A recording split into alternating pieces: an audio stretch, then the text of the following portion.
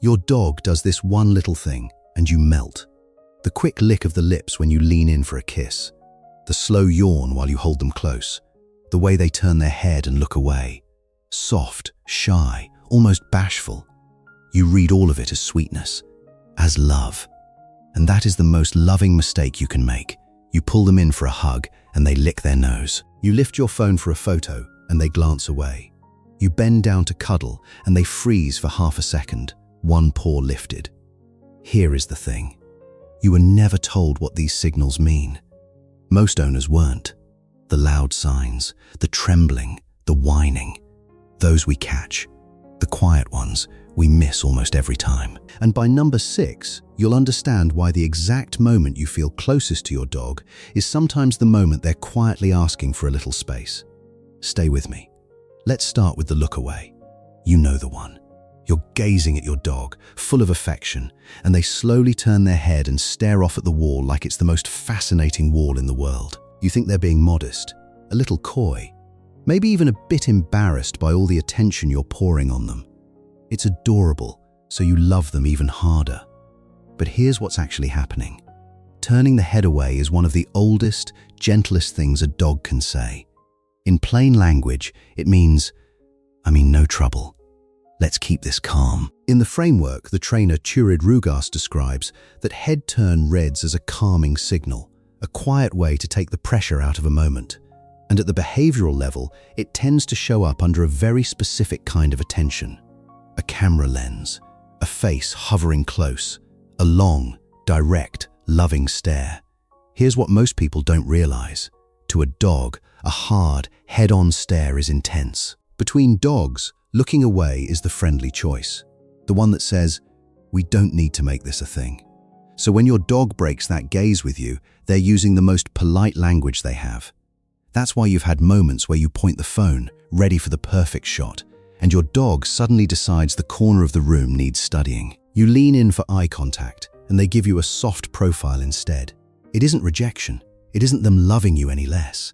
And it isn't stubbornness. Think about that for a second. They're not ignoring you. They're being polite. And the kindest thing you can do is soften your own face, drop the direct stare, and let them turn back to you on their own time. They almost always do. Now, the cuddle yawn. You've got your dog wrapped up close. The room is quiet, and they let out this big, wide, dramatic yawn. And you whisper, "Oh, you're so sleepy." Maybe they are. But here's what most people don't realize. A yawn is one of a dog's quietest, self-soothing buttons, and very often it has nothing to do with being tired at all. When researchers like Beerda measured what dogs actually do under pressure, yawning showed up right alongside the physical markers of tension. A faster heart, a rise in stress hormones. Not drowsiness. Pressure. So the same little behavior can mean two completely different things, and the only way to tell them apart is context. A yawn on the couch at midnight, after a long day, eyes already half closed? That's sleep. That's exactly what it looks like. But a yawn the very second you squeeze a little tighter, or pull them up onto your lap, or lean your whole weight into the hug, that one is doing a different job. That's why you've seen that wide, almost theatrical yawn appear right as you wrap both arms around them, and then they settle like they've let something go. You feel their ribs rise and fall, and you assume it's contentment. Sometimes it is. Sometimes it's the exhale of a dog working to stay relaxed. Here's the trick that makes you fluent.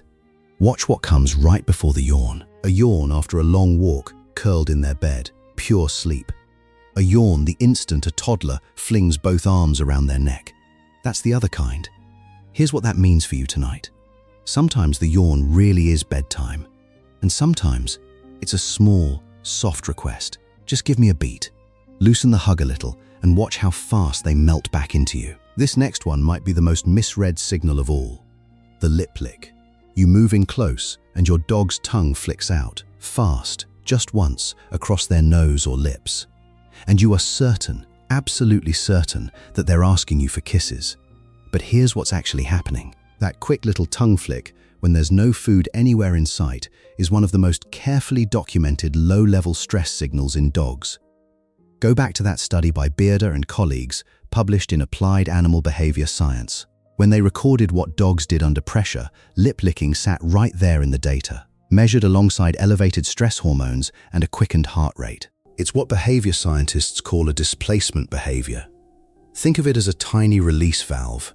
When a dog feels a flicker of inner conflict, wanting to stay close, feeling a little crowded, that small lick lets some of the pressure out. And the key, the part that changes everything, is the setting.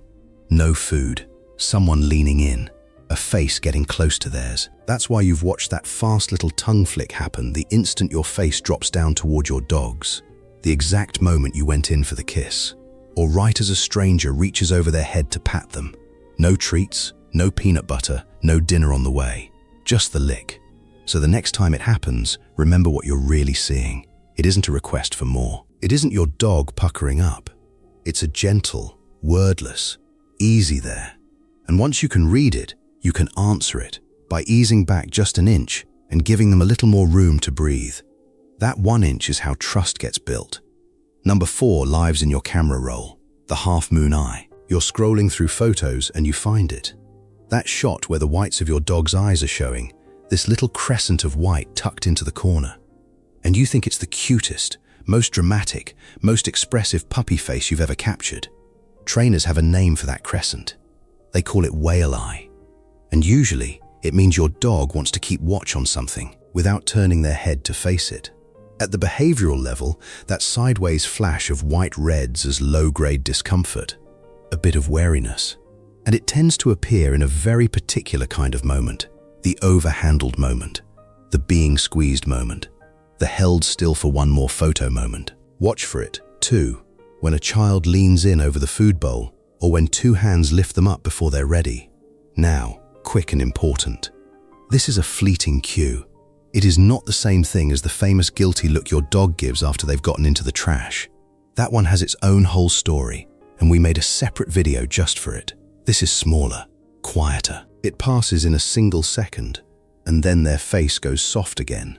That's why some of your funniest, most shared photos are the ones with that side eye, where the whites just barely show and everyone in the comments calls it sassy. But look again at the whole face. The mouth might be saying cheese. The eyes are saying, I'd like to get down now. And once you see it, you can be the one who notices first and sets them free before they have to ask twice. Here's one you've laughed at 100 times. The shake-off. You finish a long cuddle, you let your dog go, and they stand up and do that full-body wiggle shake, ears flapping, lips flapping, the whole thing, like a dog who just climbed out of a lake. And you laugh and say, you're shaking off all that love, aren't you? It's funnier and deeper than that. That dry dog shake is a literal reset button. Studies on working dogs and agility dogs, including work by Pastore and colleagues, describe body shaking as a way for a dog to release stress-related tension and come back down to baseline. It's the nervous system quietly letting go of what it was holding. And here's the tell. When there's no water to shake off, the shake isn't about being wet at all. It's emotional housekeeping, so pay attention to when it happens. The shake so often lands the exact moment a long hug ends, or right after you walk out of the vet's office, or just after a stranger crouches down and greets your dog with a little too much enthusiasm. In every one of those, something built up, a little tension, a little holding it together. And then, the shake. Ears, shoulders, all the way down to the tail, and it's gone. You can almost see the slate wipe clean. Think about that for a second. Your dog has a built-in way to let go of a hard moment and start fresh. No grudge, no lingering, just a shake, and they're back to baseline. So it isn't silly, and it isn't shaking off the love. It's your dog pressing reset right there in front of you. And now that you know it, you'll start to see it everywhere. And that brings us to number 6, the one I promised you, the frozen smile and paw. Picture it. You lean down over your dog for the big squeeze, the full wraparound hug, and your dog goes still. Soft face, maybe even a little smile. And one paw lifts up off the ground. And you read it as the sweetest thing in the world. He loves this. He's so calm. He's even giving me his paw. But here's what's actually happening. And this is the heart of the whole video. A sudden freeze, with a lifted paw, in the exact moment you loom over them and pull them in, is classic conflicted body language. It's a small, quiet sign that the most loving gesture you make can also be the one that asks the most of them. Go back to Beerda's research one more time. Paw lifting and going still both showed up among the stress responses they recorded. And in Rugaas's reading, that freeze is a calming display, a way of staying very still and very peaceful to keep the moment from tipping over. Here's the part worth sitting with. Leaning over and hugging are human ways of showing love. We learn them as babies. They feel like pure affection to us. But to a dog, a body looming overhead, two arms wrapping around them, a face pressing into their fur, that's a lot to hold still through. In their world, looming over someone isn't a hug, it's a question. And the lifted paw, the frozen smile, the way they hold their breath, that's your dog answering the question the politest way they know how. Staying, trusting, waiting for it to pass. That's why you felt that half second where your dog goes quiet in your arms, and you were sure it was bliss. The stillness, the lifted paw, the held breath against your chest. It wasn't him hugging you back. It was him being brave for you. And here's the beautiful part. You don't have to stop loving on your dog. You just get to do it in a way they can actually receive. Crouch down beside them instead of over them. Open your arms and let them lean in. Watch how different it feels when the hug is their idea.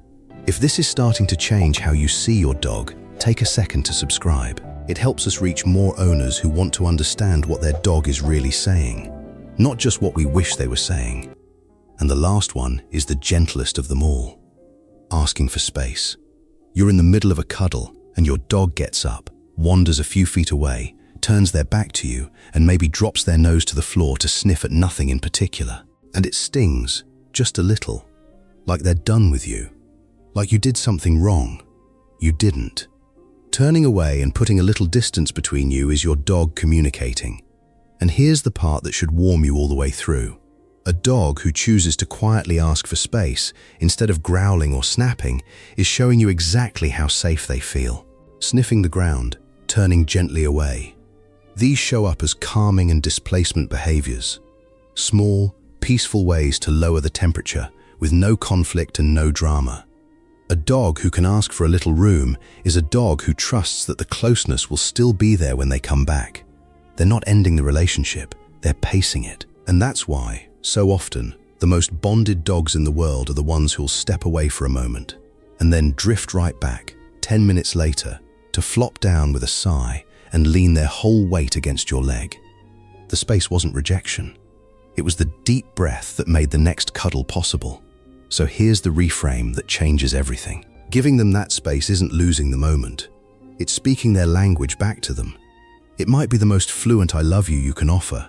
So the next time your dog licks their lips as you lean in, or yawns into your shoulder, or turns their head away from the camera, pause and know this. None of it means you've been doing it wrong. You loved them out loud, the only way you knew how. You just hadn't learned their quieter voice yet. Because every single one of these signals is your dog trusting you enough to talk to you. Softly, honestly, without ever once raising their voice.